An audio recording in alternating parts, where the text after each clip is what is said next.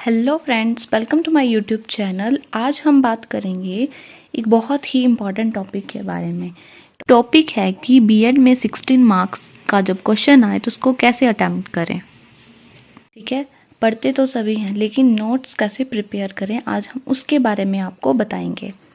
तो फर्स्टली मैं एक क्वेश्चन पर डिस्कस करूंगी कि जैसे सेल्फ कॉन्सेप्ट दिया है हमें, उसका हमें पूछा गया है क्वेश्चन पेपर में कि meaning, component, nature and importance of self concept, तो उसको हम कैसे लिखें। ठीक है, तो आप नोट्स कैसे प्रिपेयर करोगे, तो आप ऐसे प्रिपेयर कर सकते हो। पहले आप लिखोगे उसका इंट्रोडक्शन, जैसे मैंने लिखा है इंट्रोडक्शन के बाद आप लिखोगे कि कॉन्सेप्ट, कि सेल्फ कॉन्सेप्ट का कॉन्सेप्ट क्या है, तो उसके बारे में आप 2-4 लाइंस दे सकते हो और जो मेन चीज़ें हैं उसको आप अंडरलाइन कर सकते हो, जिससे कि आपकी नज़र जो है वो सीधा जो मेन पॉइंट्स हैं उन पर पड़े। आगे आप चलोगे कि इसमें पूछा था मीनिंग, तो आप क्या करोगे, इसका मीनिंग लिखोगे कि सेल्फ कॉन्सेप्ट होता क्या है, उसके बारे में 2-4 लाइनें लिखोगे। ठीक है, मीनिंग लिखने के बाद जैसे डेफिनेशन तो पूछी नहीं गई है, लेकिन आप अपने क्वेश्चन को 16 मार्क्स का बनाने के लिए डेफिनेशन दे सकते हो, जो भी आपको 1-2 डेफिनेशनें आती हैं। जैसे डेफिनेशन लिखेंगे आगे, और डेफिनेशन में जैसे मैंने 2 डेफिनेशन दी हैं जिसमें मैंने नाम लिखे हैं। जैसे फर्स्ट डेफिनेशन दी है होल एंड लिंडजे ने और सेकेंड दी है बॉमिस्टर ने, तो आप ऐसे हाईलाइट भी कर सकते हो इनके नाम को।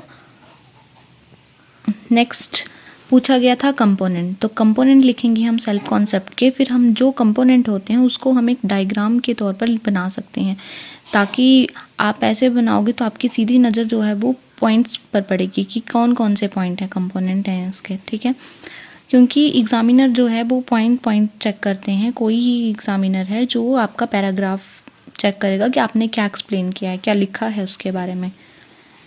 फिर जैसे आप ये पॉइंट लिखोगे, ये पॉइंट लिखे हैं आगे, ये फिर से मैंने डायग्राम बनाई है, ये भी कंपोनेंट हैं कि कैसे। तो आप कंपोनेंट के अगर पॉइंट भी आप जब आप नोट्स पढ़ोगे तो आप पॉइंट भी लर्न करोगे, तो आपको याद रहेगा कि आपने कौन से पॉइंट पढ़े थे।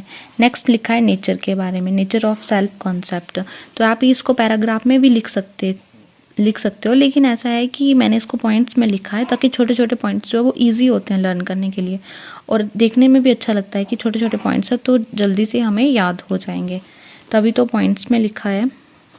नेक्स्ट पूछे थे इम्पॉर्टेंस, तो इम्पॉर्टेंस आप पॉइंट्स में लिख सकते हो, छोटी छोटी लाइंस बना के लिख सकते हो कि सेल्फ कॉन्सेप्ट के क्या क्या इम्पॉर्टेंस है।